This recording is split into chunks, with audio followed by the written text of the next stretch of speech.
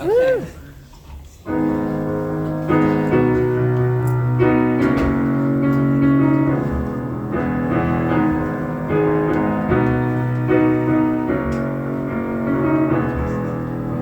When my partner and I first started dating, I wanted to know, like, where we were.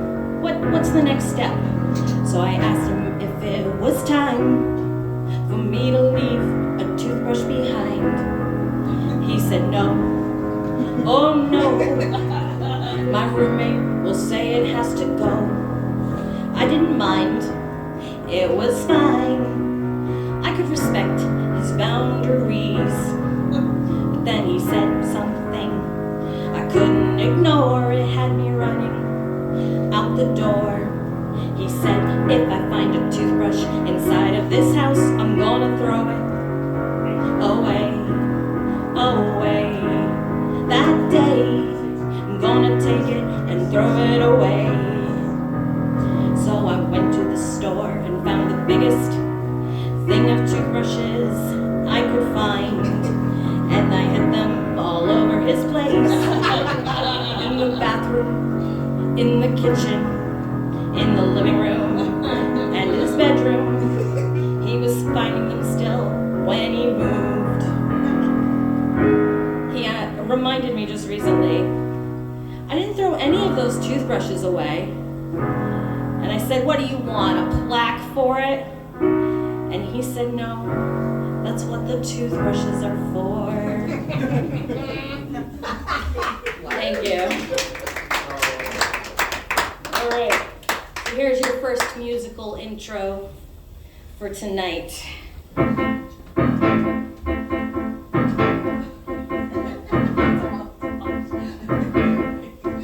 And it's cold outside. I know where she presides. The baklava bitch of the Berkshires. Where tourists like to ski. That's where she'll likely be. The baklava bitch of the Berkshires.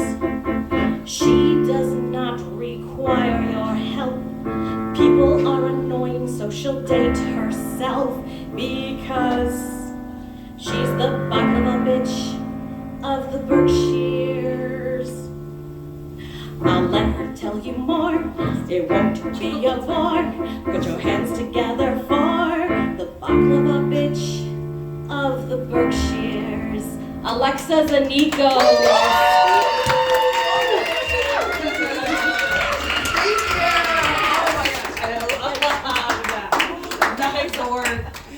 Yay! Okay, hold on. I wasn't ready despite all of that.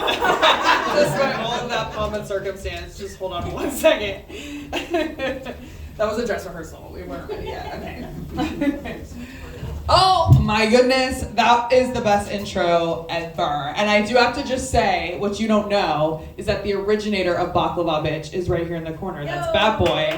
Bat Boy came up with that. I love it. Yes, killing it. Amazing. Oh my goodness. How we doing, everybody? Yeah. All right. It's a fun Friday night, little fall Friday, fun Friday. Let's see. Where do we even begin? I recently acquired a pair of boyfriend jeans. Oh yeah. Thanks. Yeah, they look great. It was confusing though because that guy made it pretty clear he didn't want to be my boyfriend. So, what do you call those? Like jeans from a dude? Like what are they? You know? I put a period stain in them right away though because I knew I was like he's gonna be jealous when he sees how good they look on me. He's gonna want the pants back. Like no take backsies. I was just happy to be dating a dude who wears bigger pants than me for once. You can actually get the proper fit. It's kind of hard. It's hard out there. Let's see. I was gonna do another joke, but that's for my friend Eddie Diaz, and he is not in here right now, so I can't do it without him. So just 1 second here. Hold on, everybody.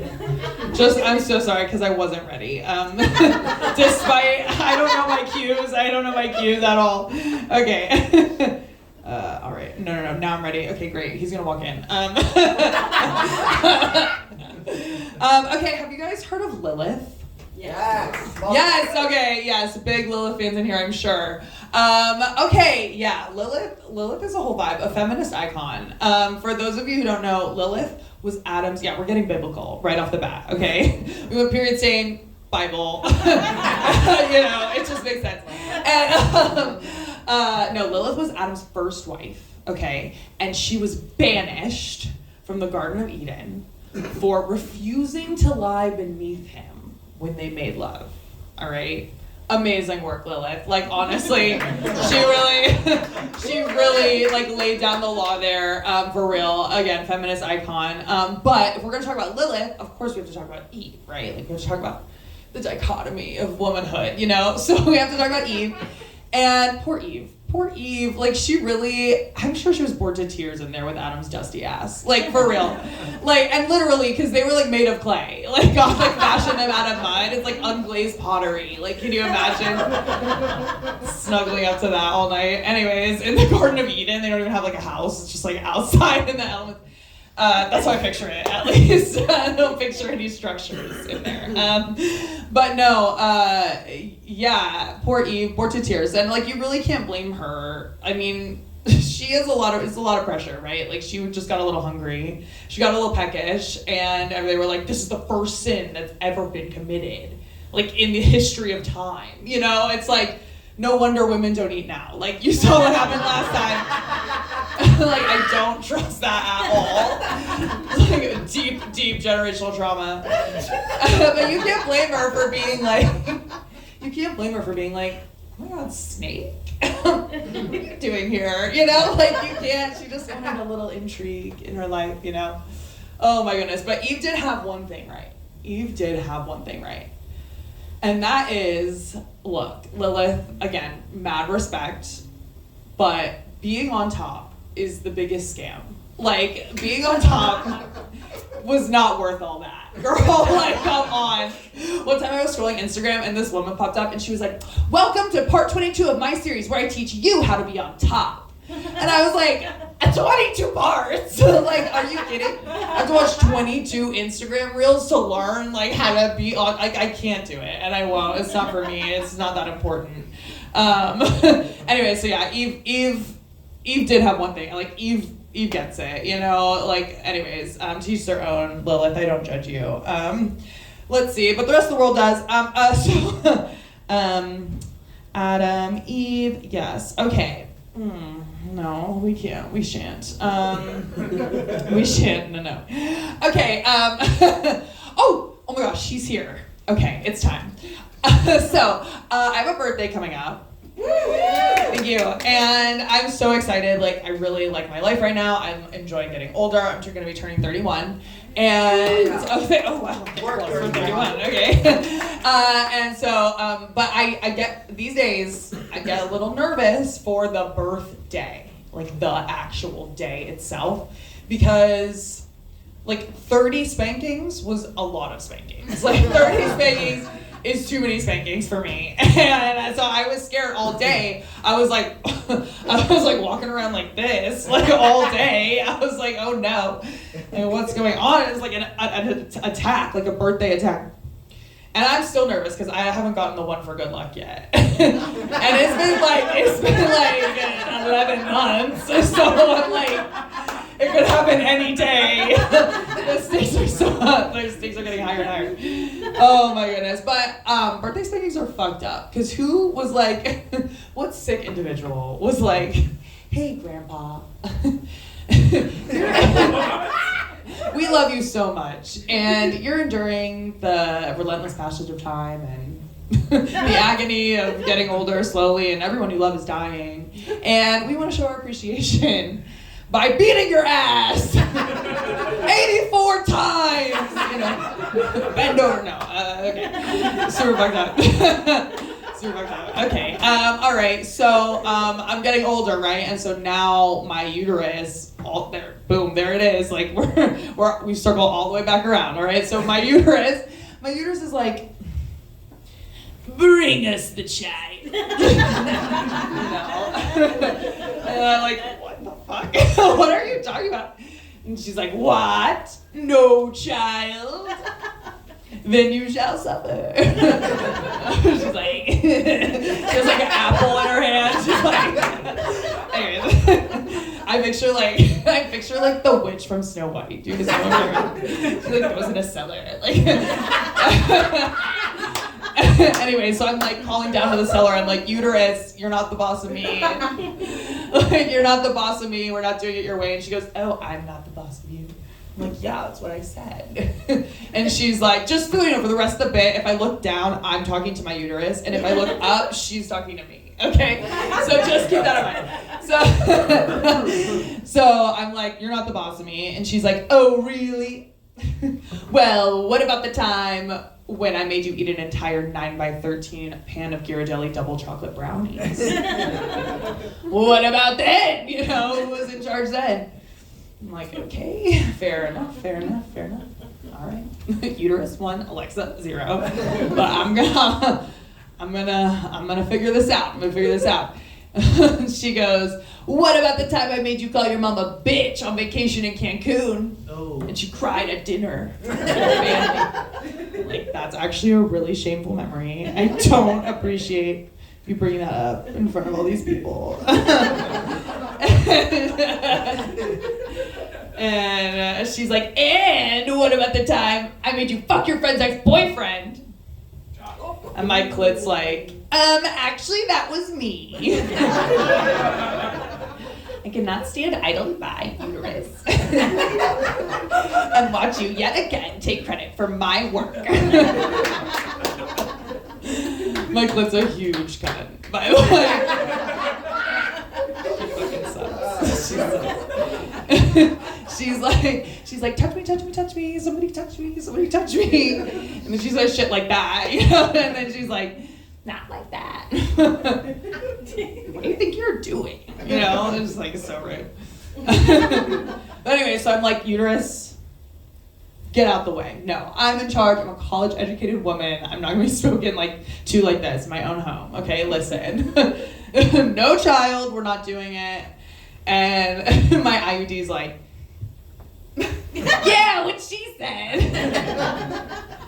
He's on my side. He's on my side, but he's just a boy. He's just clinging on for dear life in there. He's just like, because I just don't think that they tested that properly. Like there's like a crash test dummy for like an IUD. Like, is it like a fucking machine in a lab somewhere? And the scientists are like, oh, nope, like still in there, like turn it up, you know, like turn it all the way up, just incrementally like increasing those vigor. Anyways, I just feel like they can't have done that. So I don't know what testing they did do, but I don't trust it. I'm convinced I'm gonna cough that thing up one day.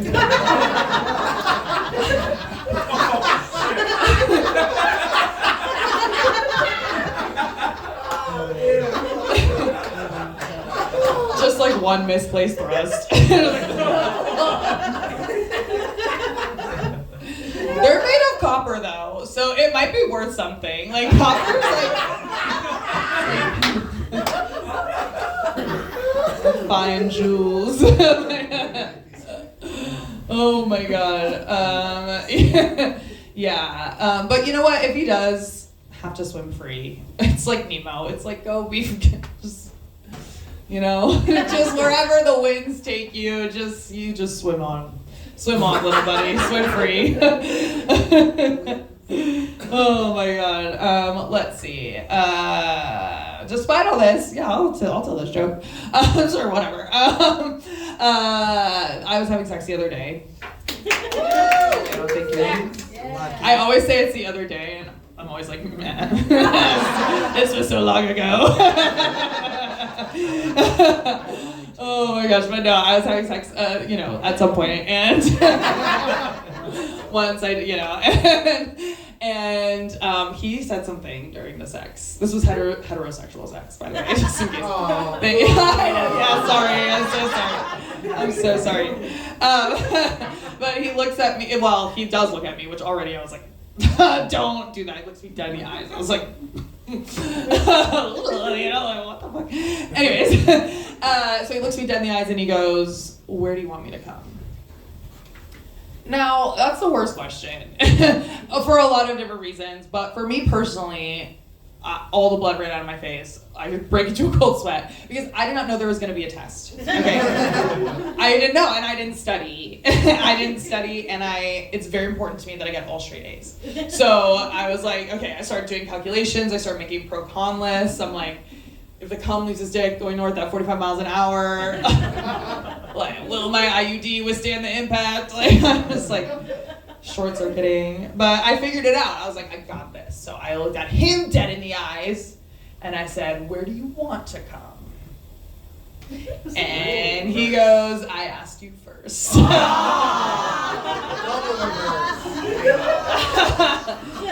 I just don't get that. I was like, well, first of all, I'm like, I guess you're not coming then. Like, but also, like, you saw what happened like 2 hours ago when you asked me where I wanted to get dinner. Like, it was the same fucking shit back and forth. Oh my god. And the thing is, like, I don't care where you come as long as you don't get it on my couch. Like, then it's fine. Then it's absolutely fine.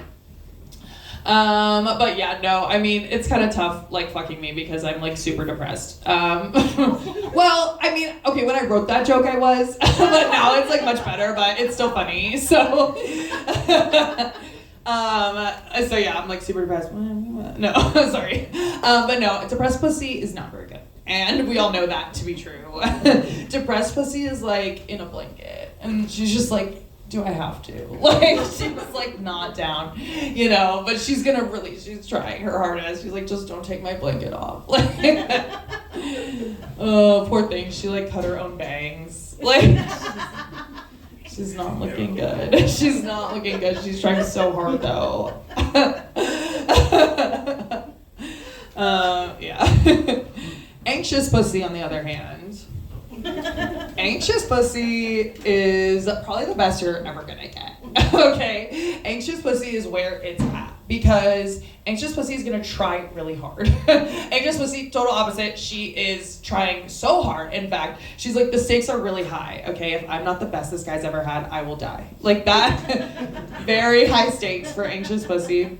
And she looks amazing. She's like only been eating frozen mango chunks. She's like been running like morning, noon, and night. Like she's like, I have to just like, I'll be right back. I just have to like run around the block real quick. I just have to run around the block. I'll be right back. Stomping around. Yeah, anxious pussy is great. The only thing about it is like you have to be really careful and not let anxious pussy give you a hand job because they will white knuckle the shit out of you. They will squeeze so hard. Oh my goodness. Okay, I have like a little tiny sprinkle of time left and I'm gonna attempt, what is a mistake? But I'm gonna do it. I'm gonna talk about Taylor Swift for 1 minute. Okay. Now I could go for a lot longer because Taylor Swift is God and I'm here to spread the gospel. Like that's just like the reality of the situation. This bitch is a star on levels no one's ever seen. And I stand by that, Taylor, I defend you. And anyways, okay, I've never said that on stage. I took it too far, but I took it too far. I'm so sorry. Anyways, no, Taylor Swift, okay, I'm gonna just leave you with this image. How about this? Okay. Wow, I hope that this affects you. Okay, I spent a lot of time on her Instagram because I'm a new Swiftie, so I have to like learn the lore. You know, I have to learn all about it. And I spent a lot of time on her Instagram, and there's this image of her on her Instagram from the Eras tour that haunts me, and it's gonna haunt you too. Okay, when I'm done with this, so I'm gonna describe this image to you. Okay, and then we're gonna talk about it. Okay, she is on stage on a mirrored pedestal at the Eras tour. Okay, so she's on a stage and then she's on a smaller, tinier stage just for her. On stage at the Eras tour. Okay, she's in a white ball gown, which is Vivienne Westwood, by the way. Like, this is quality fucking high fashion shit, okay? She's in her red-lipped cat-eyed glory, okay? She's got the hair flying, the blonde hair, just oodles of blonde hair, just like flying. She's in this ball gown and she's literally like this. Okay? She's exactly like this, ball gown. And she has 30 backup dancers all around her, looking up at her, in case you're like confused where you're supposed to be looking, right? Okay, they're all looking up. They're setting a very good example. Then, okay, I didn't count. It was probably like more like 12 backup dancers, but what I did count is the stage lights above her. 30 of them fuckers. 30 of the brightest stage lights, arena stage lights that they make in the industry, okay? And they're all pointed down at her. And then to top it all off, right, remember she's like this, it's the light just like from the heavens pouring down. And then behind her, larger than life, on a gigantic 40-foot tall video wall, is her own motherfucking face. Like, just projected. And I see this image, and I just think, like, if an alien came down and was like, take me to your leader, your god, whatever they say, take me to the most powerful bitch here, right? You show them that image, they're like, right, exactly. That's exactly what I'm looking for. Like, that's what we got. That's your god right there. It's gotta be. Like, who the fuck else would that be? Taylor Swift is coming out with a little Eras Tour like book, and it's got like 500 high gloss, high quality, never before seen images of like the Eras Tour or whatever. And I saw this, so she like announced it, and I sent it to my friend. And I was like, it's coming out on Black Friday, by the way, because she's a businesswoman. Okay, she knows exactly what she's doing. And I sent it to my friend. And I was like, I kind of want this for Christmas, and she was like, she gave me like a weird kind of like, She's like, I don't know. And I realize it's because she knows I'm gonna jerk off to it. She knows. All right, that's my time, everybody. Thank you so much. Y'all have been awesome. Give it up for Mama Swan. Woo! Another round of applause for Alexa. Ending with masturbating to Taylor Swift, like, that's how we do it. Oh, I have another story for all of you. When I was younger, I didn't feel like I had much of an imagination. Can you still hear me good? Okay. It was my sister who had the imagination. She would have imaginary friends. All her toys had personalities. One day she got in her head that she needed to make an imaginary ball. We had plenty of balls. As her older sister, I felt it was my duty to take care of this situation. So I stole her imaginary ball. At first she didn't believe me. You can't steal my imaginary ball. It's imaginary. And I said, oh yeah? You mean this one? The red one? Her favorite color was red. Upon the screams that followed, my father came running into the room. Upon finding out that the ruckus being caused was because I had stolen my sister's imaginary ball, my father left the room to compose himself. Upon returning, with as straight a face as he could muster, he said, give back your sister's imaginary ball.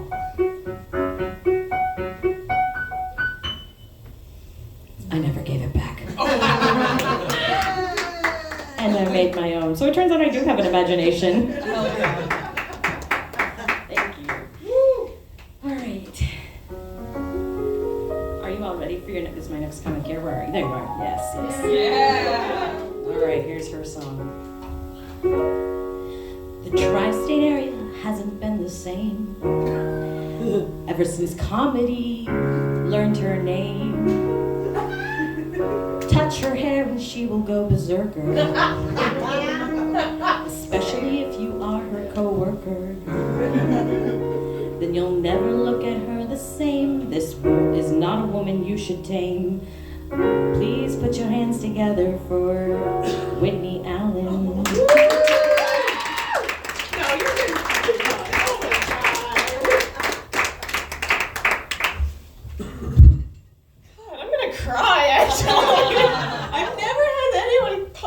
Make a song about me?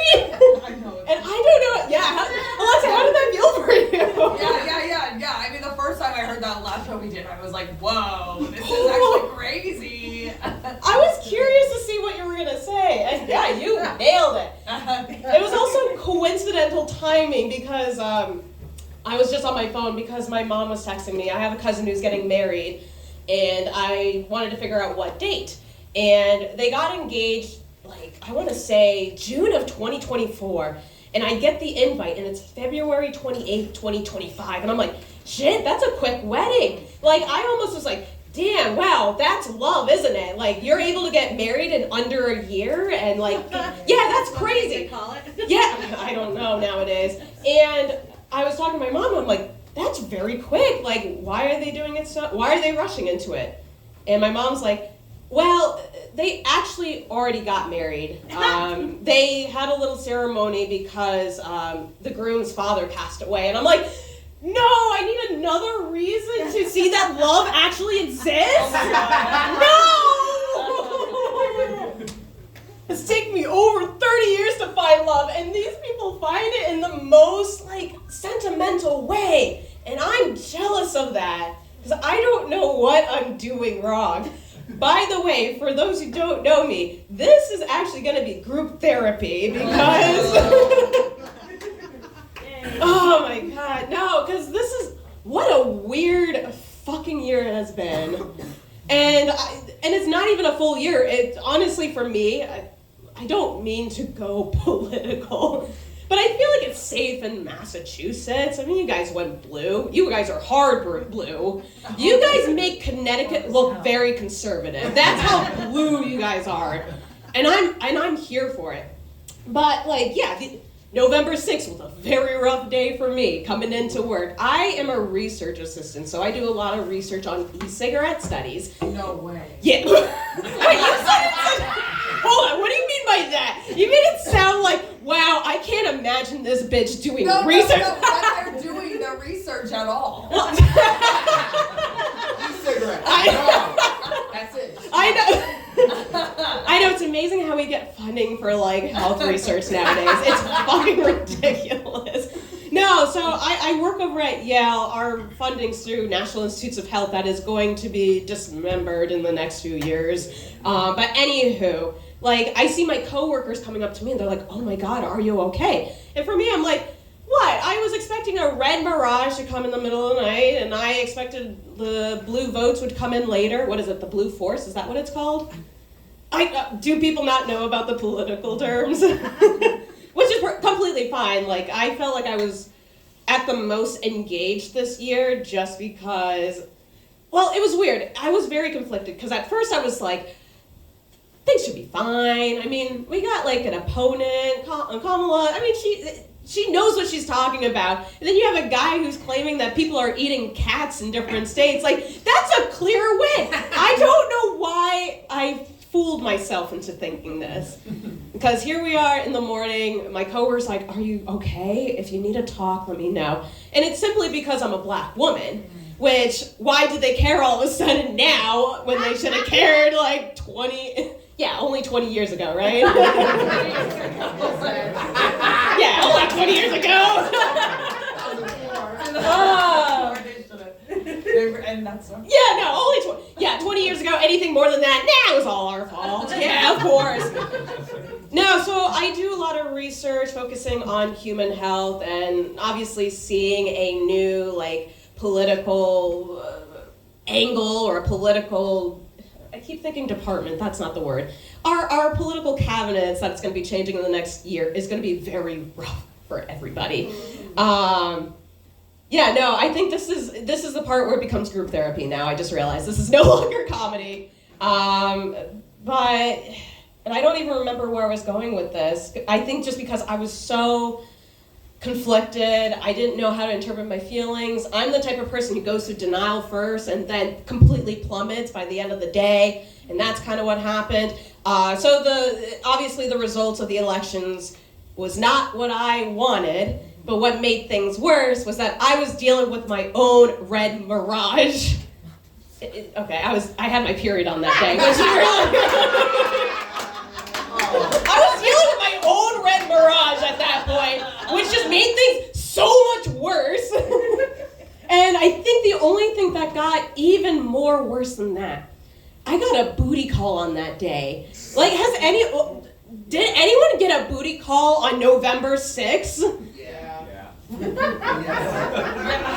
No, okay, you know what? I might be the weird one in this situation, but I felt like for me, the person who I was connected to or the person who I'd been seeing, you kind of get a sense of their political view if you get a booty call or not.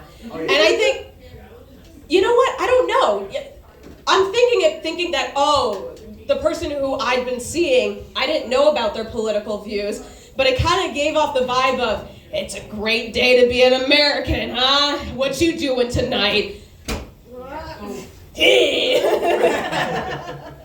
Thank God. This was the only time where I was like, you know what? I'm on my period and I got an early day to work tomorrow. Give him nothing else. Oh my God. Not today. No, that's what I was thinking. The audacity, of all days you had to reach out, you're like a once a month person. You had to pick that one day in the month to be like, what's going on with you? I'm going to bed. I just think this is a nightmare right now. And you think that it's a great idea to booty call me? But I don't know. I guess for those who said that they got a booty call, did it help? A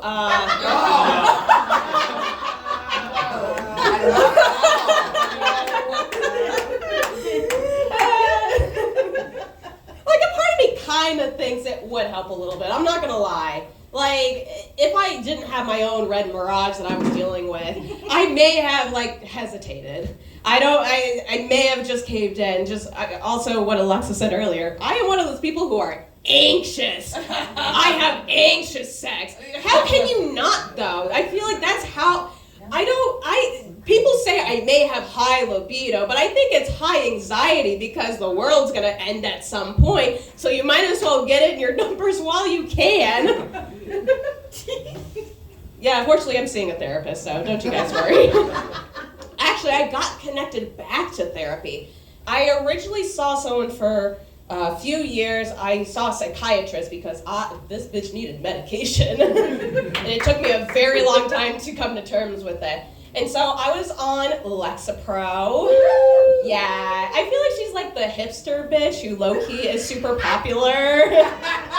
Because you don't want to be around Zoloft. Zoloft's so intense. I think Zoloft is a Leo. Confident, bold, but too much for me. So Lexapro was my girl. And I've been on Lexapro for a few years, and then I eventually weaned myself off of it. I do not recommend it. It's not necessarily my intention. I wasn't trying to think, the doctor doesn't know what she's talking about. No, I think it's because I had ADHD and I completely forgot to keep taking my medication. And sure enough, 2 weeks go by and I'm like, well, I guess I'm not taking this medication anymore. And that's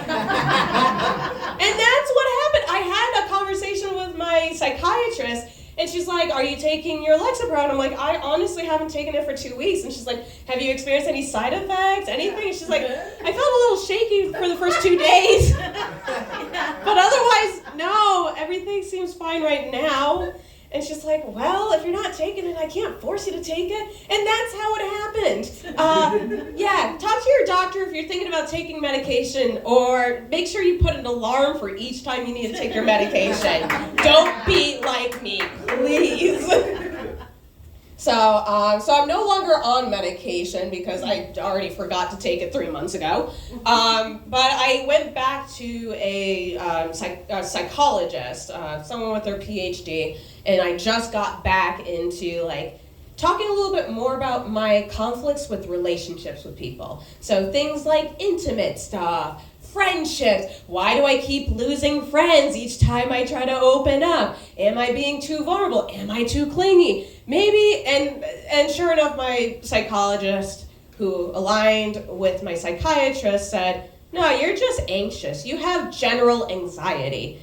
And I'm like, of all the diagnoses I could get, I get the one that sounds like a basic bitch. And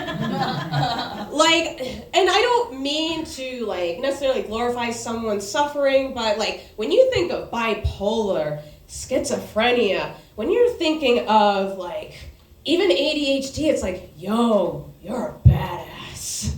You get to live life day by day and you learn how to deal with that stuff. You're a badass. General anxiety, go get yourself some fucking Starbucks, all right? Just put on your big boy pants on or your grown-up pants on and just learn how to deal with it. Generalized anxiety, just sounds so basic. When in actuality, it's like, this was something that I've had for like 30 years, and I've had to come to terms with it because I assumed that, oh, everyone else is dealing with it. When in actuality, no, I'm in my own fucking mind. I don't need an opponent to take me down. I got myself to take myself down. That's just how life is. Oh, God. What else do I want to talk about? So, I think it's pretty obvious. I am mixed race. I'm a little cutie in that department. But I get people who, they always love to guess what my nationality is. They're always like, what are you? And it's like, okay, first off, do you want to know my name? Do you want to know whether or not I'm having a good day? Or do you want to like offer me coffee or a drink at least? No, people are like, what are you? Wow, you're just so exotic. And it's like, all right, fine, whatever. Especially when I was younger, I was like, okay, maybe I should be nice to them, otherwise they might just kill me. That was my anxiety talking to me. And so I would just tell people, yeah, my dad is from West Africa. They're like, wow. And I'm like, yeah, and my mom is from a place called Lebanon. They're like, wow. And I said, Connecticut. Yeah, that's not as exotic as you thought, huh? And it's so weird because for anyone who finds themselves in Lebanon, Connecticut, it's probably one of the whitest places in Connecticut. Like, when you think of, unfortunately, when you think of Trump supporters, you go to Lebanon, Connecticut, and you're like, oh, I see, this is how they live. Which always feels like the polar opposites of what you expect for people to exist. You got my dad, who is African, and then my mom's ancestors were from the Mayflower, so they probably created a lot of the problems that we are dealing with today. So, and I always imagine, like, my sheer existence, my ancestors must be rolling in their graves on that, and I love to think that I am living life just out of spite of it. I love to think, I hate how the day is gonna be. I'm gonna be fucking stressed out with work. I'm gonna have to buy myself a vape pen. But you know what? If it means that my ancestors are pissed off that I'm not dead yet, so be it. Yeah. So that's always that's my mantra. I love how other people's mantras are like, it's gonna be a good day, you're gonna get your aura aligned, everything's gonna be balanced, things will be the way it is. Mine is, I'm living out of spite. I'm angry, but I want other people to be angry of the simple things that I do in life. You know what? I'm here for it. I like it. Which is so different from my Pisces astrology sign. I'm very sensitive, which also, well, it explains why I'm so anxious though, because I'm self-conscious of every single movement that I do and how that impacts the rest of the life. And like the butterfly effect, so to speak. Like, I feel like that's in my brain all the time is, do I get Starbucks or do I go to a local store? And I feel like the number of times that I've gone to Starbucks really does put a negative impact for the rest of my life, unfortunately. Yeah, well, the issue is Starbucks makes it so convenient, and I hate that the patriarchy wins every time I place an order. I hate it! Because I want to support, and I will go out of my way to go to a local shop and get myself a drink once in a while, but for like the pace that I do with my work, because I'm constantly like having to go to different offices to do my research study, and I'm like, you know what, Starbucks, boom, boom, boom, on my phone, it's there. I hate it though. I hate it. And especially with what? I feel like any CEO of a business is not a good person to begin with, but they were definitely saying like, Starbucks has definitely said a few things about Black Lives Matter and just how our political view is going to be and how great and happy they are about it. I shouldn't be putting my money into it, but I am. Because this is a prison, everyone. This is not freedom. We are stuck in an institution. You know what? I'm supposed to make you guys laugh, but I think I made you guys get generalized anxiety after that. I am so sorry. But yeah, actually, are you also going to like me, by the way? Because I lost track of time. Yes, now. Oh, okay. I feel like I owe it to everyone in this room because you did mention it in your beautiful song. I don't like when people touch my hair. I think it's pretty obvious, straightforward. It's 2024 right now. 2025 might be a little bit different, so I may have to explain a little bit further to more people. My outlook on. It might be a little bit different next year. But obviously, I don't like my hair being touched. Yes, it's fun. It's great. It's glorious. It's one of the things that I love about myself, even though I have to like detangle it every 5 seconds. But I love it. That's love. That's the love that I should have experienced with all my other exes in the past. God. Man, yeah, we're making a lot of headway with my therapy session. My God, this is great. And it's free. Well, it's not free for you guys because you're like, at what cost? I had to sit through this sad woman's set for 15 minutes, sobbing her eyes out about her poor, pathetic life. But it's great for me though. So, anyways, I still have people who will just come and touch my hair without asking. At least with asking, they are aware, like, hey, I might be doing some microaggressive things to you, but is it okay if I do it anyways? Because at least I can be like, no, but you know what? Thank you for asking. You're being polite, and I appreciate that, even though you are kind of racist. But you kind of see me as a human being, you know? Just like in general, like with hugging. Some people don't like hugs, and that's okay. I love hugs because I need it, because I can only hug myself for so long. But anywho, but there are just some people who will just come up and touch and run away. And they'll do it right in my face. Actually, no, they'll do it right behind me where I can't see them. And there's a term that I coined, and it's called a scrunch and go. It's when they come from behind, they scrunch your hair and run away from the crime scene because they know well enough what will happen to them if they stuck around. And then this one woman, believe it or not, this was in Massachusetts, which I was so thrown off by. Not here, but in a different place in Massachusetts. And this woman, like, she was waiting for my drink, she was waiting for her drink. I wish she was waiting for why would she be waiting for my drink? Besides the point. Besides the point. Yeah, she probably was gonna roofie me, so be like, I'm gonna touch your hair. Yeah, anyways, deep conversation. But we were standing next to each other at the bar, and she just reaches. And it wasn't like the scrunch and go that I'm used to. She had her fingers through my scalp. Whoa. Like, she really was getting deep into her racism. It was bonkers. And I look at her and I'm like, I actually just had a loss of words. I didn't know what to say. But it's okay, because she wound up saying it for me. She was like, oh, it's okay for me to touch your hair. I'm a hairdresser. Oh Bitch, she just gave me the worst service, and you thought that you had the hair card? The audacity. In Massachusetts, of all places. I don't know. I don't trust anyone touching my hair. And that proved the point. I had the worst service to this day because of it. And again, I'm adorably feisty. So, and again, this is something that I'm learning in therapy where, yeah, I can be sweet and nice and I respect people because we're all human beings who are suffering in this world.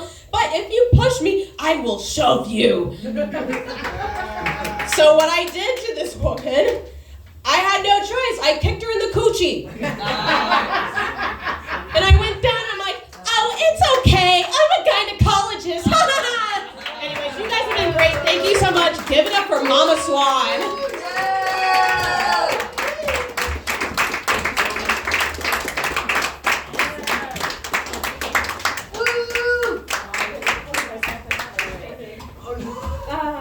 This next song I'm doing is a new one. Nobody has ever heard it before in this room. My sister said that I went too far and that I also did not go far enough. So we'll see how you feel about it.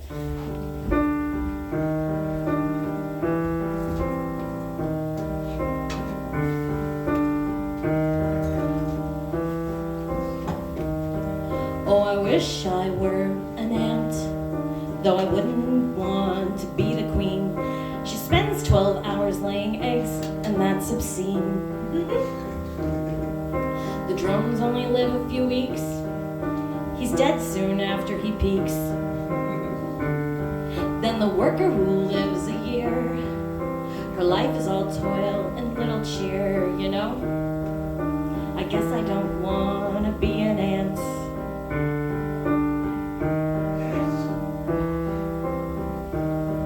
Oh, I wish I were an elephant, even though the young males are pushy.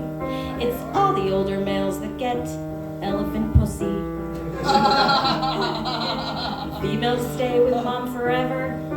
They follow the oldest female wherever. The young males leave as teens. Then a lion might eat them in a ravine, you know? I guess I don't want to be an elephant. Oh, I wish I were a bonobo. They live an existence that seems peaceful. These primates do as they please. Whenever there's a problem, they fuck it out. Are you upset I took your banana? They'll fuck it out. Are you angry I annoyed you? They'll fuck it out. If you're male or female, it doesn't matter. Bonobos will fuck it out. They'll fuck it out.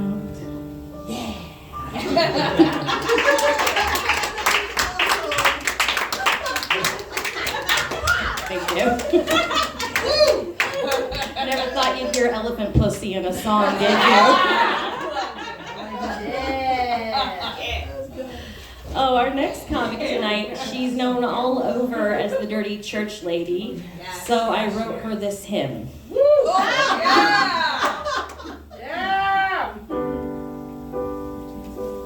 Blessed audience, Lisa is next.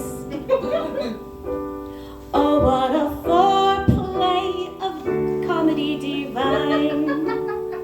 She's the goddess of cleanliness and edibles too. But she's not selling unless she knows you. This is her story, this is her song. Trying to get laid all the day long. This is her story, this is her song. Sexual healing all the day long. Beautiful. Thank you. Please give it up for Lisa Wentworth, the Dirty Church Lady.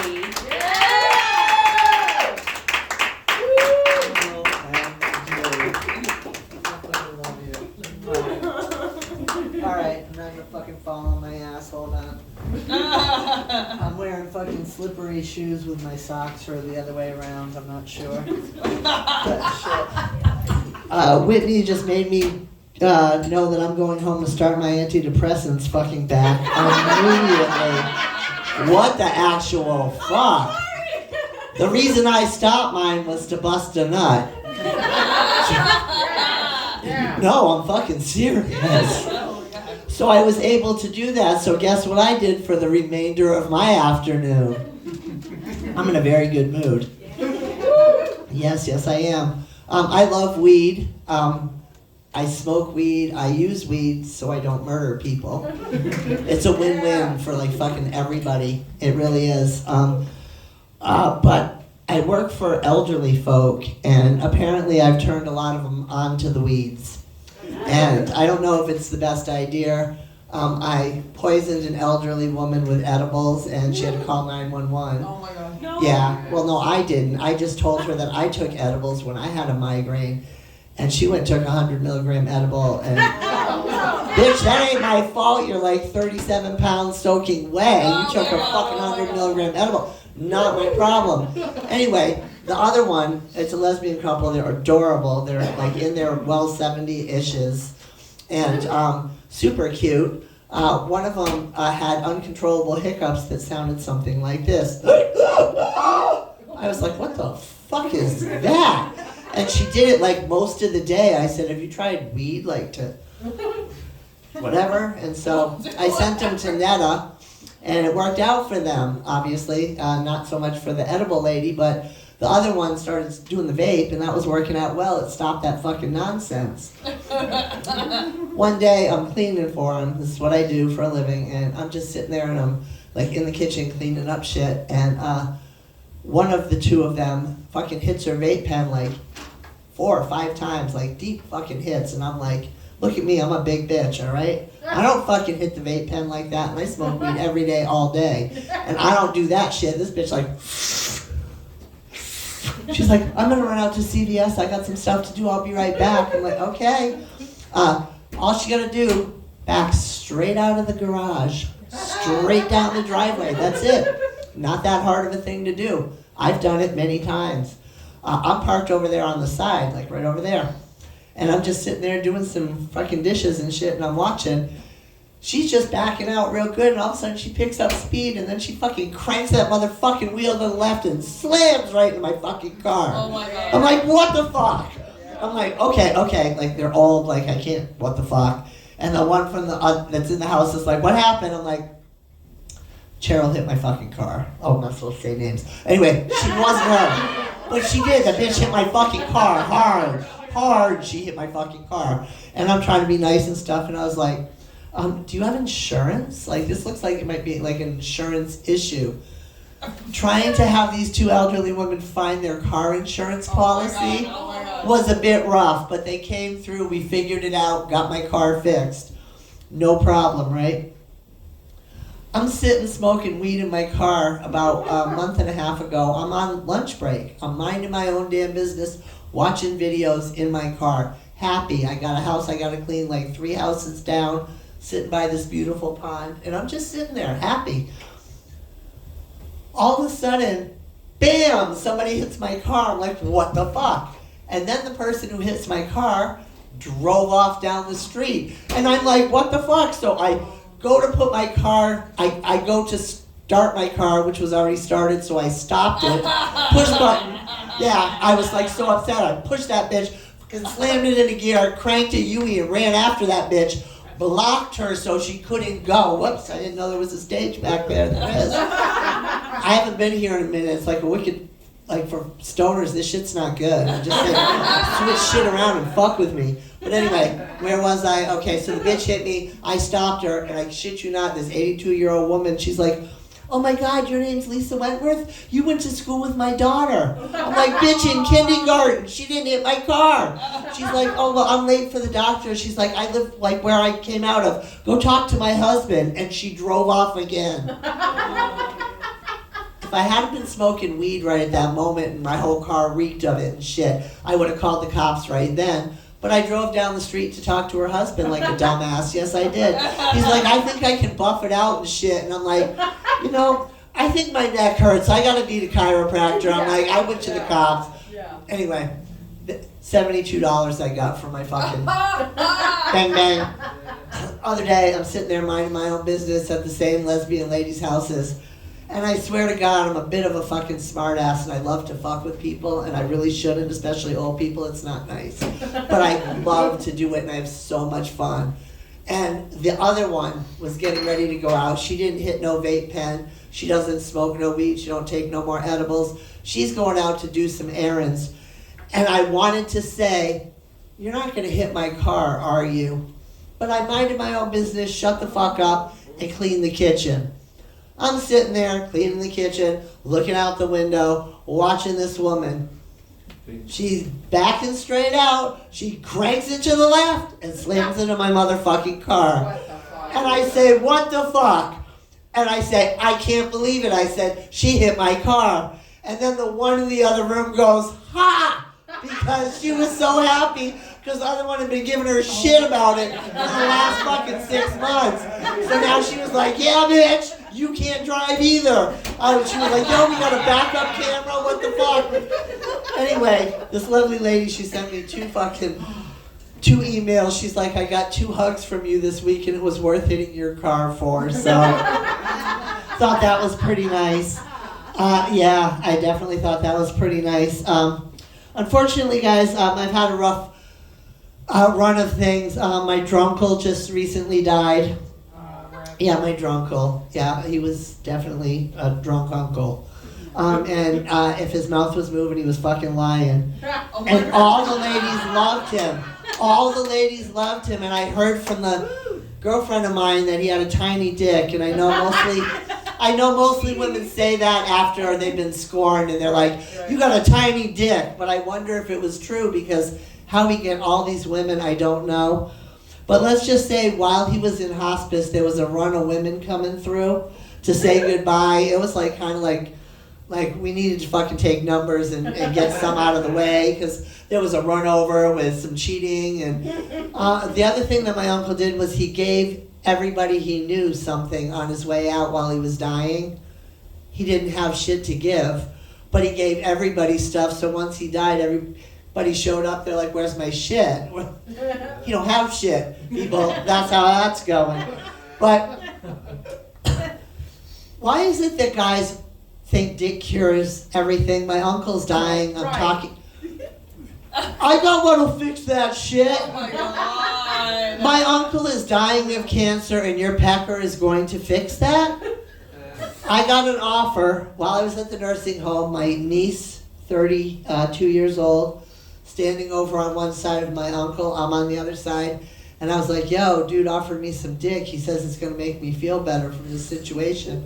It's like, yo, I'm fucking, I ain't fucked anybody since Artie, I said. So I'm pretty fucked up about that. I'm finally willing to fuck somebody. So I go, all right, I already fucked him. And then my niece goes, are you going to do it again? And I was like, yeah. And she's like, so you need magnums for that job. Tell me you were looking at his motherfucking feet to come up with that fucking equation. And she's like, no. I saw a picture Oh my God. of dude's pecker? Wait, why? Why do you 30-something people send your bits all around? Dude told me, before I was gonna go fuck him, he's like, yo, like I'm all hard this morning, send me a picture. I assume he meant of my pussy, so I sent him a picture of my long-haired Maine Coon. Not this one. The one with 4 fucking legs. Fuck you. I'm so glad I had to send dude a fucking text. I'm sorry. I'm gonna be unable to penis vagina penetrate with you because my niece saw your pecker, and no, I don't want to talk about that during Thanksgiving. No, thank you. Fuck you. Fuck that shit. All right. Yo, okay. I've been eating a lot apparently because I can't get laid. And prior to not taking my meds, I couldn't come. So we fixed one of those things, so that's great. But I've been like, fuck it, I'm single, I'm not getting laid, so I fuck food. I eat all the time right now. I went from, I don't know, not the size I'm wearing now, to the size I'm wearing now. And unfortunately, I didn't buy bigger underwear, and these motherfuckers are choking the motherfucking shit out of me. And I'm wearing a pee pad, thank God, because they're making me pee because they're squeezing me so hard. Janet, where are we going for food after this? Because I'm fucking starving, unless somebody's going to fuck me in this room. I'm just saying. So, bitch, you've already watched me fuck people. Fuck off. You're the reason I have a kid. I went down to be your maid of honor in Florida. I got knocked up. What a party gift. Hell yeah. Nobody else got a baby for a gift. Maid of honor, I'm the best. That's what I got. Anyway, my son's awesome. Anyway, y'all, I want to just wrap this shit up with a quick story about how blessed I am. 33 years ago, I got diagnosed with HIV. I've had a fucking wicked run of things. Life has been a trip. Been very, very healthy. Life has been amazing. I am one blessed bitch. Not been sick a day in my life from this shit. It's been amazing. I've been able to teach kids, talk to people, do whatever to help people about this, and it has been fucking fantastic. But there's like, I feel like I have an angel watching over me all the time. I'm at Applebee's the other night. I order all this food for myself. Honestly, $43 worth of it by myself. Okay, it was a double margarita, which was fucking fantastic. I had the best time with the bartender. I was chatting it up with her. I was talking about my dead cat with the lady sitting next to me. We were having a wonderful, I just hadn't put my cat down in 18 years, so it was rough. But she was consoling me. We talked about kitties. It was lovely. I was out there feeling great. My son is awesome. He's got a 3-year-old son. I had told him as soon as I was leaving the restaurant I was going to FaceTime him. So I just FaceTimed him as I was walking out the restaurant. Walked out there, I was chatting, I was talking to my grandson. I'm like, oh yeah, blah, blah, blah. And food was great. I had a margarita. No, I'm not going to comedy because I'm drunk. I'm going to go home. Yeah, I'm good. Whatever. I leaned up against the back of my car, chatted with my son for a minute, hopped in my car, went to go to CVS to pick up my antidepressants, and reached over for my wallet, and it was not there. So, of course, I called Applebee's. It wasn't there. I was like, oh, fuck. I went to Applebee's parking lot. I'm crawling around like a fucking crack addict, looking for it under people's cars. It's not there. I'm like, okay. I could have gotten pissed off and all that shit, and I said, what is. And I guess you're driving to fucking New York tomorrow with no license, no money, and no credit card. It's okay. God's got you, whatever. And I heard, like, pay attention, bitch. And I was like, to what? I pulled out of Applebee's and I looked in the road and I saw something in the road. I was like, what the fuck is that? Put my hazards on, pulled over, almost got hit by a semi, ran my little ass out there, fucking picked up my wallet. Yes, I did! Those numbnuts only took some of the cash. They didn't find the stash. They didn't take my credit cards. They didn't take my license. It cost me $260 to eat at Applebee's, people. I would have rathered some dick. I love you guys. I'm done. I want to finish my drink, but I appreciate this. I have not been out in a while. It's like I've been dealing with a lot of family shit, and this was really therapeutic for me too. So I love you guys and enjoy the rest of the show. Thanks for having me, Mama. Give another round of applause to Lisa.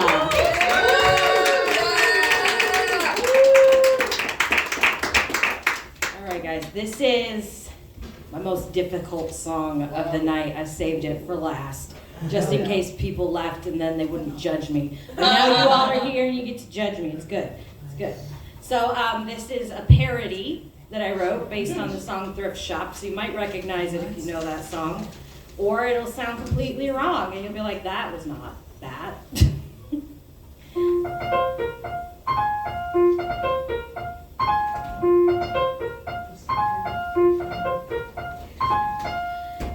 Who wants to go to the coffee shop after this?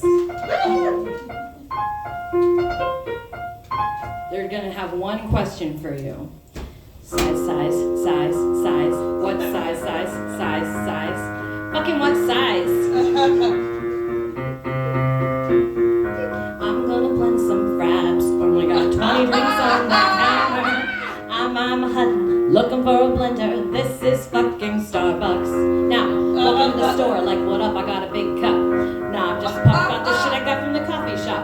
This ice machine needs to keep working. The people be like, wow, that's a cold iced coffee. Rolling in crazy late, headed to refreshing screen. Dressed all in black, except my apron, which is mostly green. Drenched from cold barrings, barista standing next to me. Probably should have washed this. Smells like rotten cream. Ew. But hey, it was 15 past my shit. Copping it, washing it, about to go and stock some condiments. Pushing out macchiato, someone else has been drinking it. But the barista's remaking it. I'm steaming and blending and stirring in honey, and I'm crazy and hungry. But that's a barista's life, dog. I'ma take my break now. No, for real, ask the manager, can I have my break now? Thank you. Eating my food and some quick nicotine. Dookie brown washcloth that I found mopping. Gross. I had a broken oven. I had a broken bar. Drive-through times went up. Someone stole our tip jar. Hello, my name is Mama Swan. Duncan ain't got nothing on my grind game. Hell no.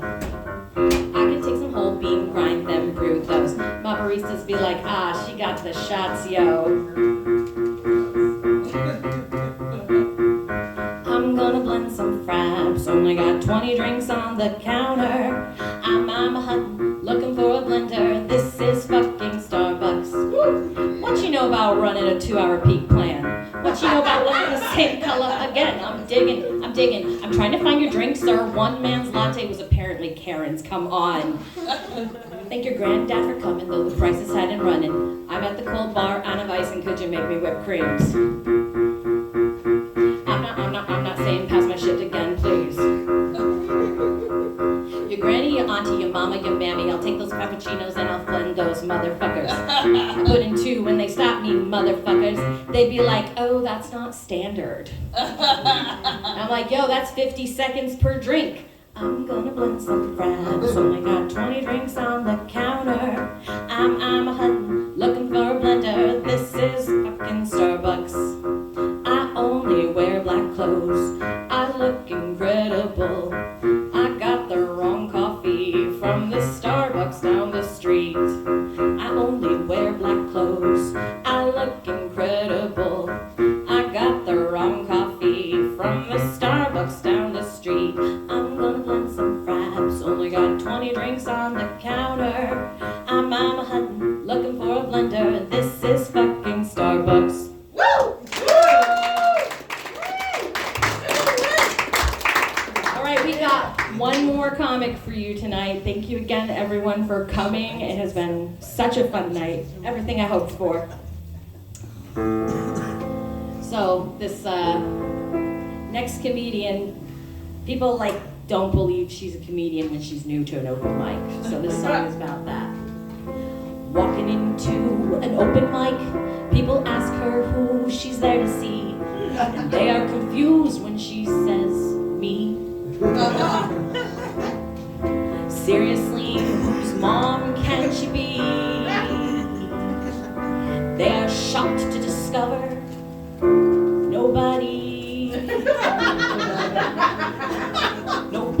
Nobody. She's nobody's mom. Nobody. And this is her song. Nobody. She's nobody's mom. Nobody. Guess they got it wrong.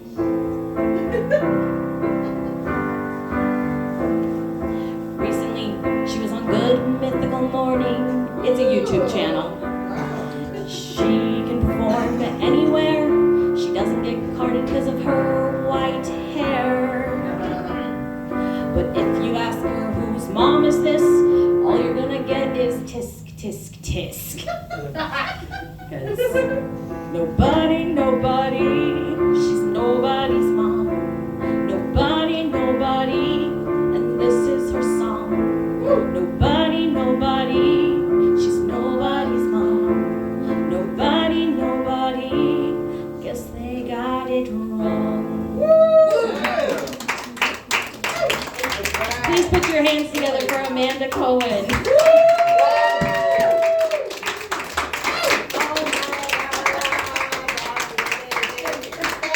Mama Swan, that was amazing. Thank you. I'm just gonna screw here for a minute. If that's okay with you. Hi, everybody. Yeah, let's give it up for everybody who's gone up so far. In case you didn't know, this is an all-women show. It's a special event for the full moon. Do you know what this full moon is called this month? The beaver. Beaver moon, that is correct. Here we are. You know, I debated even mentioning that because it seemed kind of lowbrow, but then I read the room. So, oh my goodness gracious me, this is super fab. I have so many things I wanted to respond to what other comics said. I could spend the next, however long 20 minutes talking about what they talked about, who's on antidepressants, who's not in general, but the guest. So this actually happened to me once, right? I broke up with a guy on the second date. I don't know if that's breaking up or giving up, because I was having a bad day, and he told me to take a chill pill. Right? Yeah, that is ableist and also rude. I happen to take a couple of chill pills. Pretty much everyone I know needs some kind of pill to chill.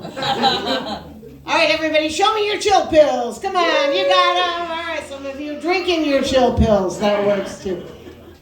Yeah, so that was that, and that was like 6 years ago, and I didn't hear anything until he was apparently still following me on the Facebooks. I'm old enough to call it the Facebooks. And he insulted a friend of mine. Yeah, so I blocked him. Yeah, but I did that thing where I announced I was gonna block him, waited till he read it, and then I blocked him.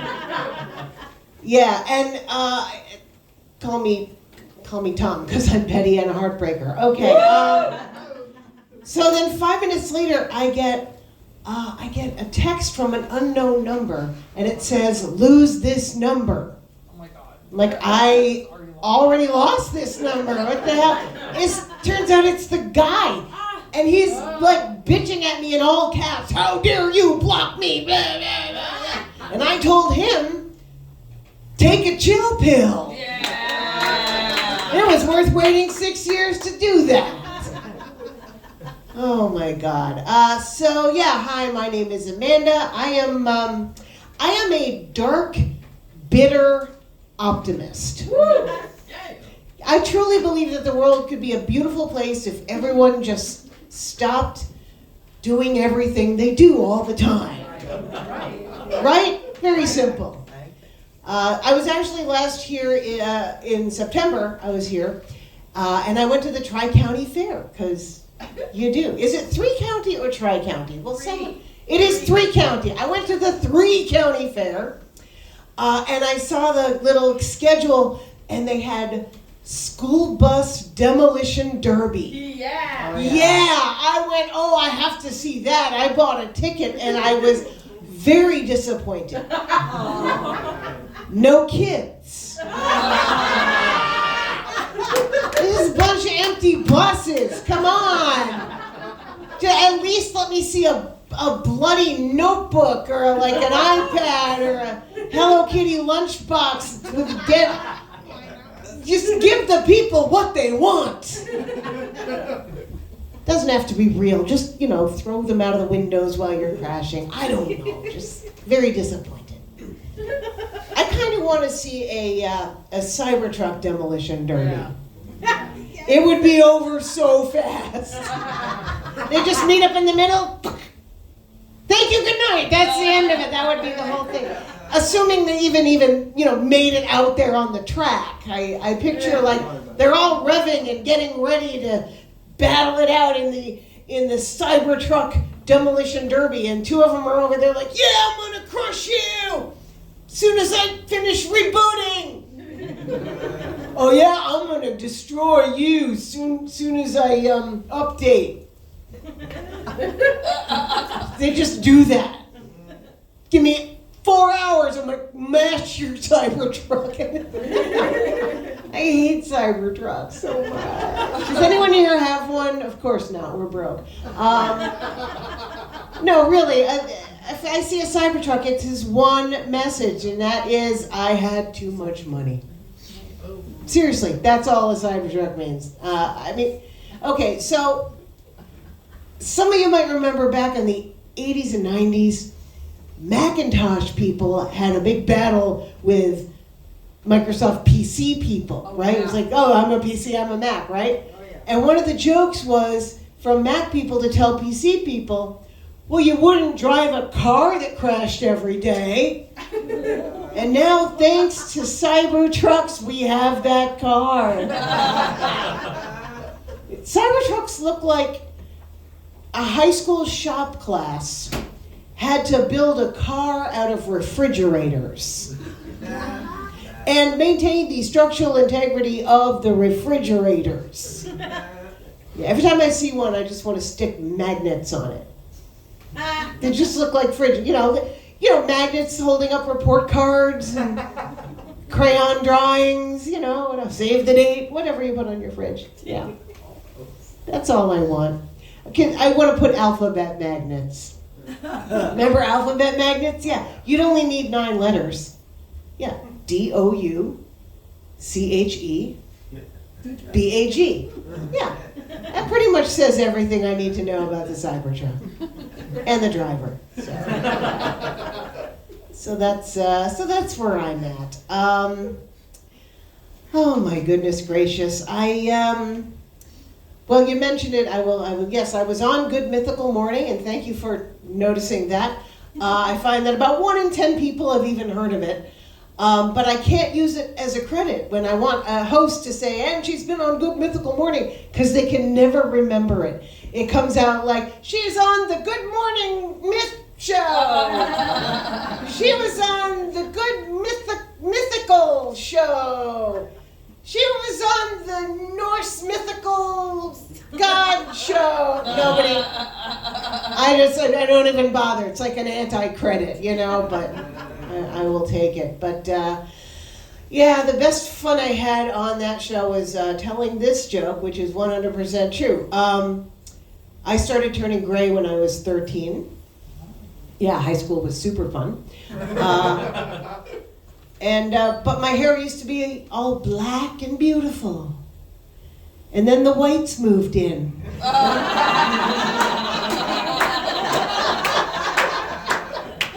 They gentrified my head. Everybody cool moved to the back. It didn't really bother me that much until they gentrified downtown.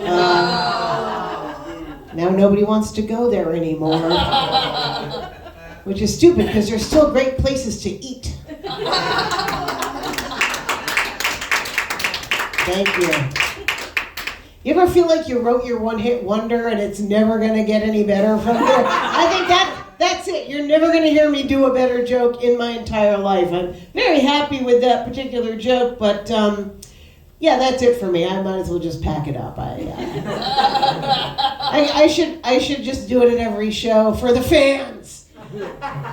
Fuck you, I'll do the bit. Hey, my hair is great. No, it actually was gray for years, and then I was dyeing it for a while, and when I stopped coloring it, I found out I have this reverse Bride of Frankenstein thing going on. You see that? Yeah, that's natural. I didn't do anything to deserve that. I'm like a negative skunk. I also got Grandpa Munster going on. I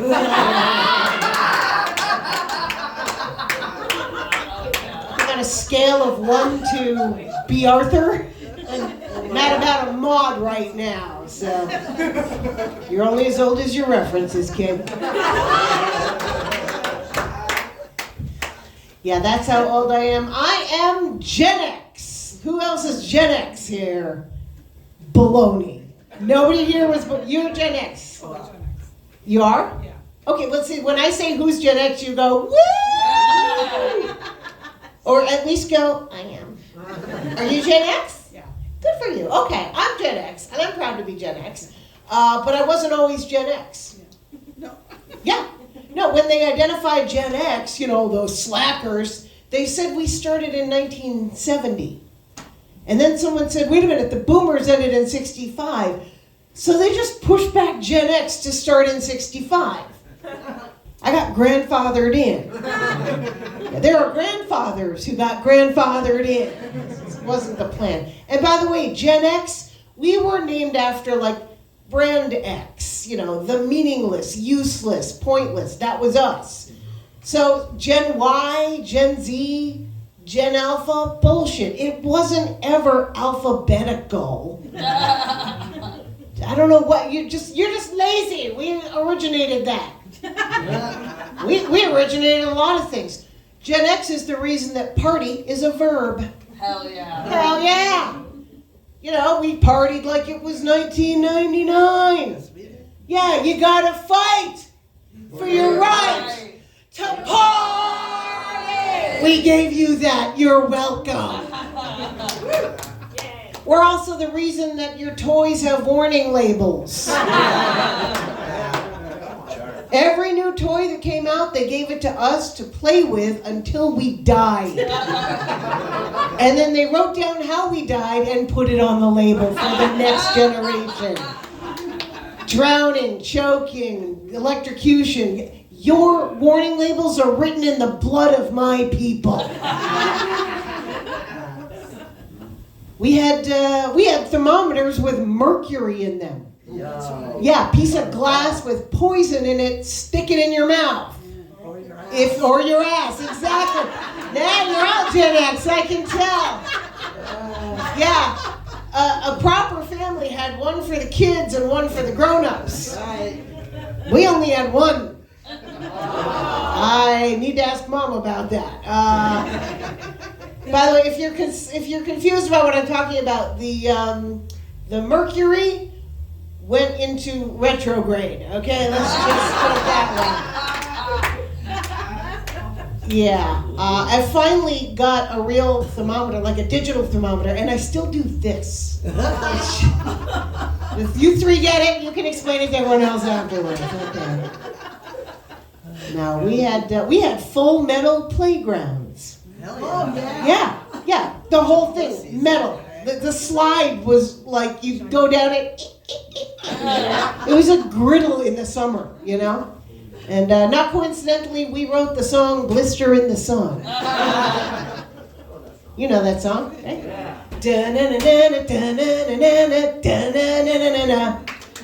Yes! You know, that's ingrained in your head. It's never coming out. It's etched in your amygdala. Okay, here's one for the younger kids. So no one told you life was gonna be this way. You have no control over that. It's gonna happen for the rest of your life. Of course, if you're from Boston, you go, Sweet Caroline. Exactly, that will haunt you. That is in the part of your brain where your mother's phone number used to be. That's how advertising works. I can prove it. Like a good neighbor. No control. Watch what they put into your heads, guys. It's dangerous. It's very dangerous. No, I don't know. Gen X is just kind of, it's like what I am, and I've just accepted it. My problem is that we didn't grow up with a lot of money. Okay, we grew up shopping at the clothing exchange. If anyone remembers it, it was a used clothing store upstairs at a church in Amherst. Does anyone go there? Well, when I was in college, I told my mom I found all this great stuff at a thrift store. And she goes, we don't shop at thrift stores. And I said, Mom, you used to take me to the clothing exchange. And she said, oh, I didn't think you'd remember that. Mom, I was 10. I remember when I was 6 and you made me try on underwear in the aisle. Not at the thrift store. That was at the Kmart. We were poor, but we weren't like used underwear poor. That's a whole nother level. No, I had an easy bake oven. Yes. Yeah, but it was used, so it didn't have any ingredients. Oh. I didn't realize it was supposed to come with ingredients. I just thought you would put a pan in there and a miracle would occur. And a cake would just come out of another dimension or something. So yeah, to this day I have trust issues. and cake issues. I love cake. I love cake so much. Some people gain weight because they're missing the part of their brain that says they're full. Yeah, I'm missing the part of my brain that says, what the hell is wrong with you? That cake was for everybody. Instead, what I have is a part of my brain that says, you should buy another cake. You're not going to eat a whole second cake. You should buy a third cake just in case. Yeah, that part of my brain very, very strong. So I did manage to gain a little weight from all the cake, thank you. But none of you have seen me before, so you can't tell if I'm up or down in the weight, so I don't even know why I fucking bring it up. No, I have the same problem with donuts. I get so embarrassed about donuts. Like, okay, with the cake thing, has anyone else here ever bought an entire sheet cake and had them write Happy Birthday Cody so they didn't think it was all for you? Just me?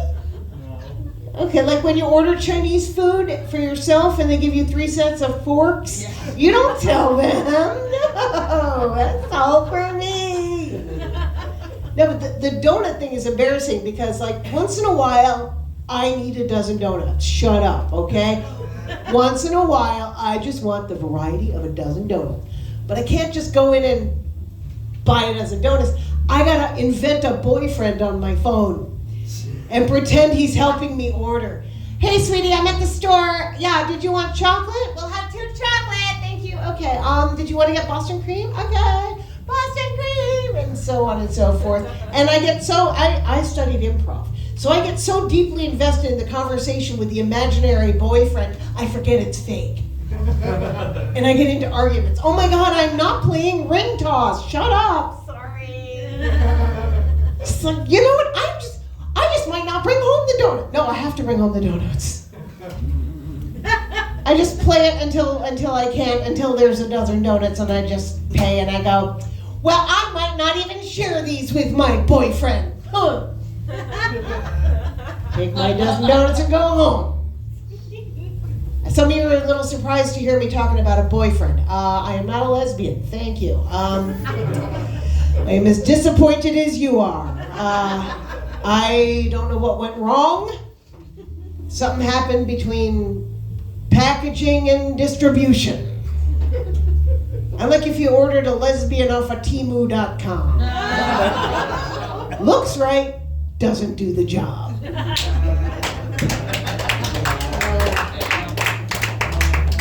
But I am bi, myself, I'm single, thank you. I'm single and I don't care. Yeah. All right, some of you have also given up. Good for you. I used to care. You know, I used to be like, I'll never find the perfect man. Now I'm like, I'll never find a man perfect. I want my obituary to say, neighbors noticed a funny smell. And I want my gravestone to say, where were you when I was alive? Little dark? Okay. I can't die alone. Soon enough. Little darker there, huh? Alright. No, I'm single. I tried a couple dating sites. I tried the Tinder. I'm old enough to call it the Tinder. I got catfished. Yeah. I tried a Jewish dating site. I got gefilte fished. Oh! No, you're right to not laugh at that. That was not good. Don't even debase yourself by laughing at that particular joke. I actually signed up for a dating site for people my age and older called OurTime.com. Yeah, no, it is not short for Our Time Is Over, Why Do We Bother.com. It's just OurTime.com. I should have known it was going to be bad. Their website works on a flip phone. If you're not laughing at that, you have a flip phone. No, I actually signed up, and in 5 minutes I got an email from my credit card asking if it was a fraudulent charge. Yeah. Now, actually, I got an email from one guy who was 81 years old. Oh my gosh. Go ahead, guess how old I am. Not 81. Not 81, that is correct, thank you. Specifically under 81, yeah. But, you know, I gotta give the guy credit. In his photo, he looked 81. Wow. Right? Mad props. Because most of these guys are like my age using photos from their prom. It's like I gotta run them through the face aging app to see what they really look like, you know? Guys, new rule. In your profile photo, I'm gonna need you to be holding a copy of today's newspaper. That's the only way I'm gonna know you're too old, is if you still get a newspaper. That's too old. No, I mean, the thing is, I'm looking at this guy and I'm not really sure. I gotta look at context clues in the background to see, you know, how it's like, oh, a Radio Shack, okay. Yeah.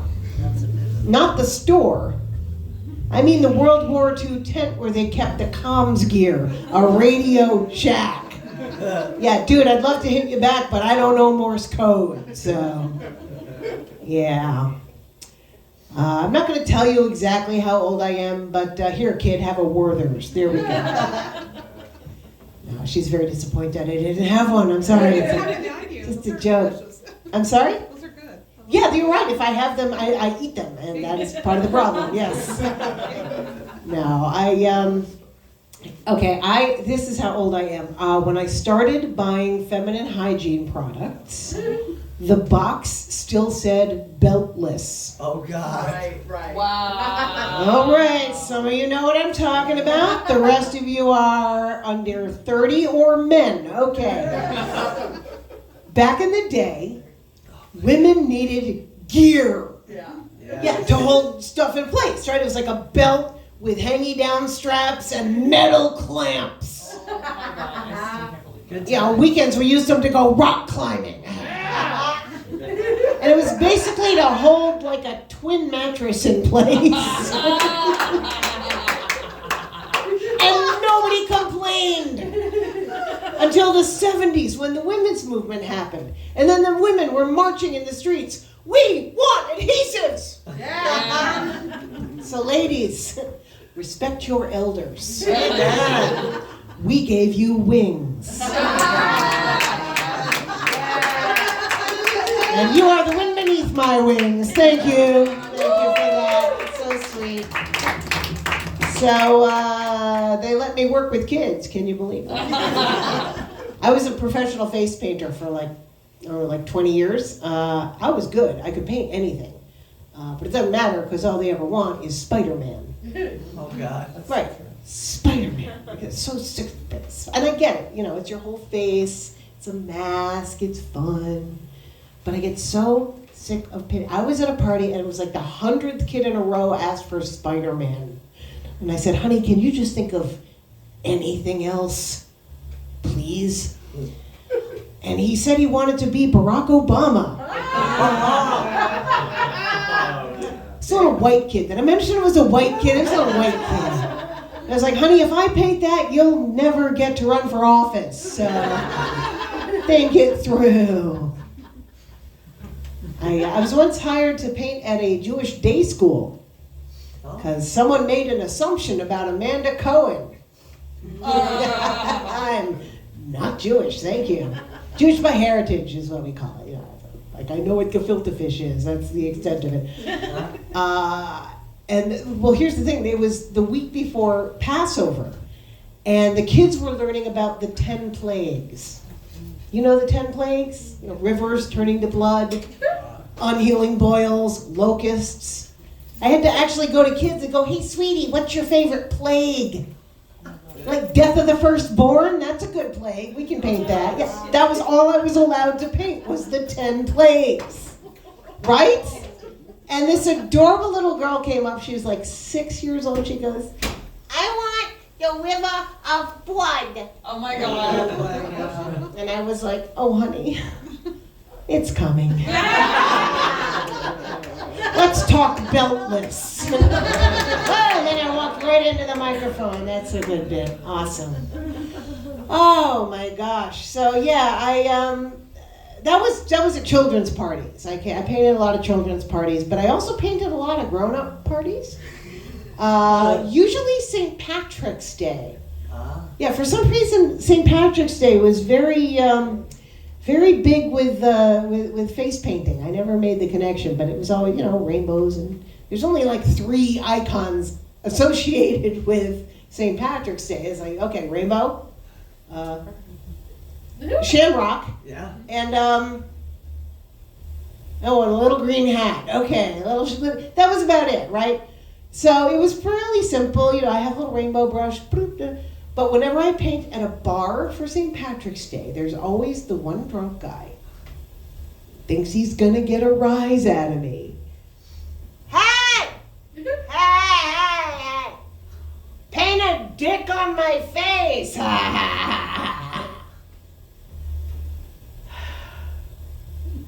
Okay. Erect or flaccid, balls or no balls, hair or no hair, curved to the left, curved to the right, cut or uncut, pierced or unpierced, and what color?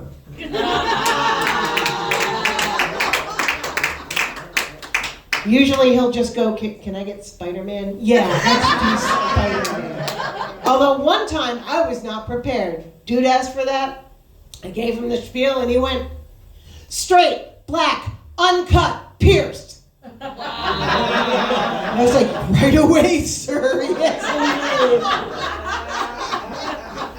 indeed. One time I was at a party, and this was when I was in Los Angeles. This woman came up with a mini skirt, and she goes, I want a dick right here, pointing up. Yeah. Green. Okay, for the holiday. Got it. Here's the thing, you guys. I paint really good dicks. Yeah. You paint what you love. Not a lesbian. We covered this. So I'm painting her, right? And I'm putting the highlights on the veins, right? And she turns to her girlfriend and goes, well, this lady saw some dick in her day. Damn. And I was like, oh, yes, child. I recall seeing a wiener around the turn of the century. I've seen 2 miles more dick than you have. Comes with the territory. I am so happy to be back in Northampton. I'm from Amherst originally, and it's just lovely being here, and I see so much more gray hair here. It just makes me feel at home. I love that. Or formerly gray hair, let's be. It's beautiful. No, it's beautiful. I can't tell at all. No, I love it here. I travel a lot. I'm all over the country. I found out that the whole thing of finding porn in the woods is not just us. I thought that was just here where we have trees. It turns out everybody in the whole country found the porn in the woods, even if there weren't woods. In Arizona, they find it under a cactus. In Alaska, they find it in the snow. There's porn hidden everywhere, and nobody knows who puts it there. I picture a kind of a Johnny Appleseed type. Oh, the porn is good to me. Johnny Porn Seed. Yeah, it just gets out there somehow. Nobody knows. I was in New York. I was in New York City, and friends of mine said, oh, New York, you gotta watch out for the subways. A woman alone on the subway, oh.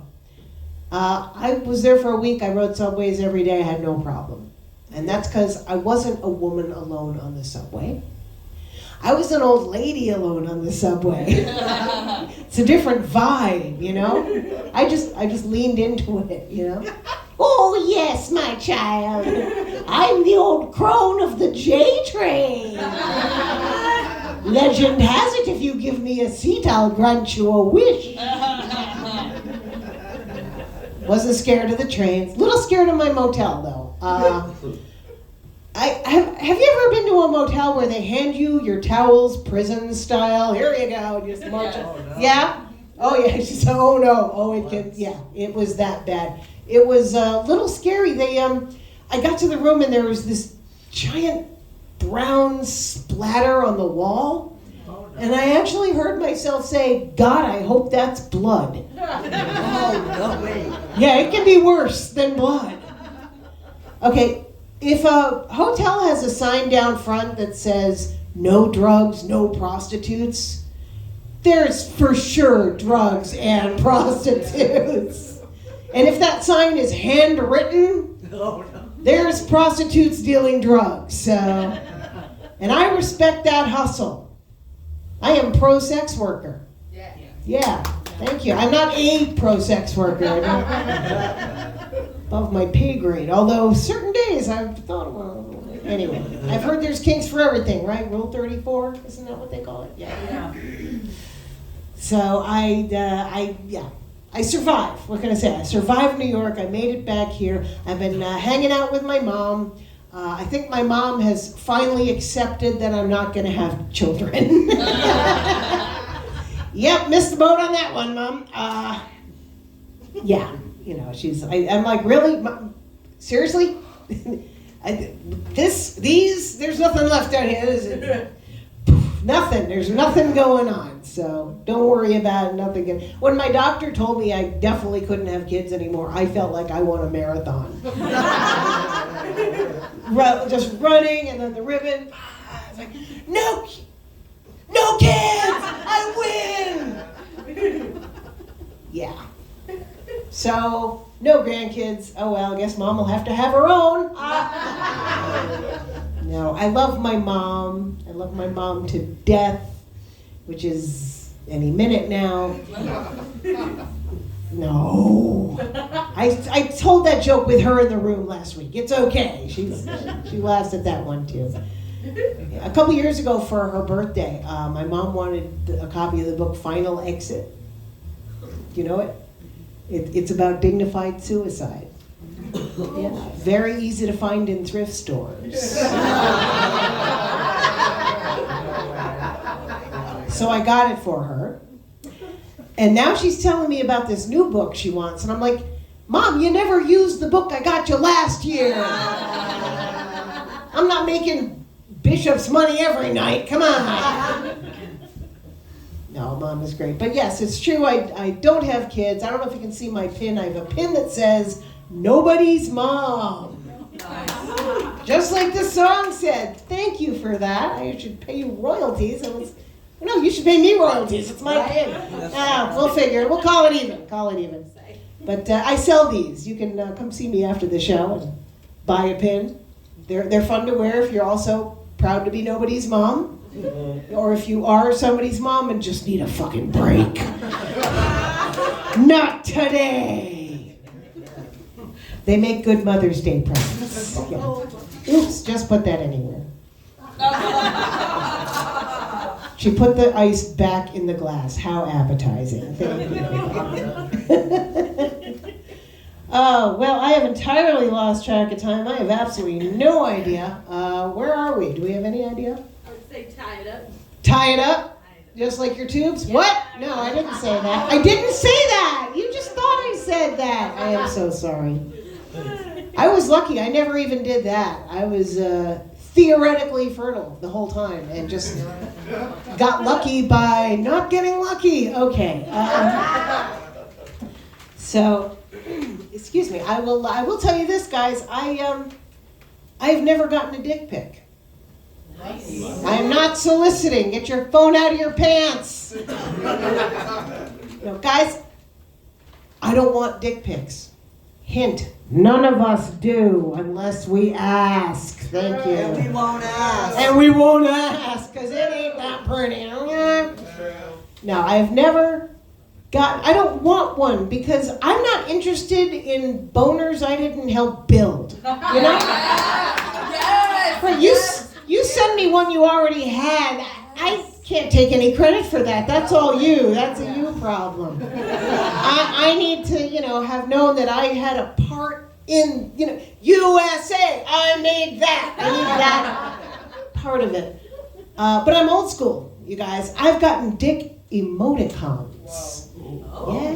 Not emojis. None of this eggplant bullshit. Emoticons. Yeah, that's where the guy types out 8 equals capital D. Yeah, that is some straight up AOL dick is what that is. That is CompuServe dick. That dick has dial-up. And if the guy's really excited, he'll add -O. That's digital cum. Binary ejaculate, if you will. I'm sorry, was that premature? Oh, okay. Before I go, you guys, real quick, I did manage to lose some weight. I'm very proud of this. I'm actually writing a book. It's a cookbook for diabetics. Nice. And it's called Who Needs Toes?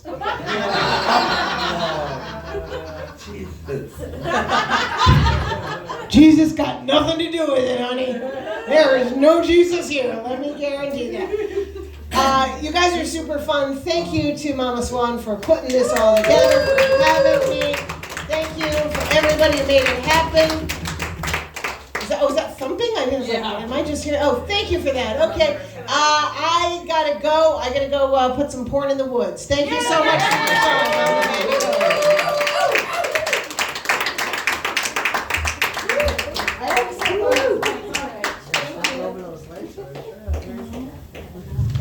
All right, let's just do one more applause for all the comedians and for Ryan too, helping me set up and running the door, running things.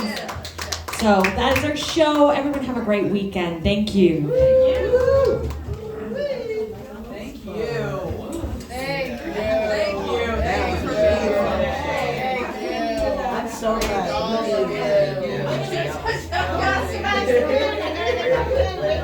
They're all stars. Better if you say you can't afford it. They're all stars. Everybody was Not anybody else. Yeah, it's so true. I really do sell these. Oh my God, good for Yeah, let's do it. Well, there's two. Yeah, I did have my partners in crime tonight. What Jan said, she was at home crying. She didn't want to come out, my friend. I'm so glad. Laughter heals. Oh no! For sure. I was like, I'm not that. Yeah. I was having like my second thoughts of like, oh, you know, I'll be okay, and then like, no, I need to go laugh. It's been a rough few weeks.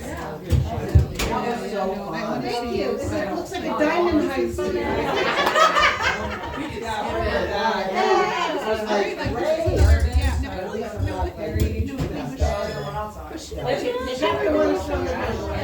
Home show. I am, but you know what? I It was think a while ago. That was like, yeah, that was ages ago. Yeah, like I think it's one of your first home shows. I can't remember if it's the first one. Are you still doing those, or are you still? I might do one on Christmas because I'm coming into town. So I'm like, Yes. I don't have any stage for her, so I'm like, let's do a stage for her. Yeah, yeah. So we'll see. I was like, I I'm don't trying to know see how I was how first. Yep.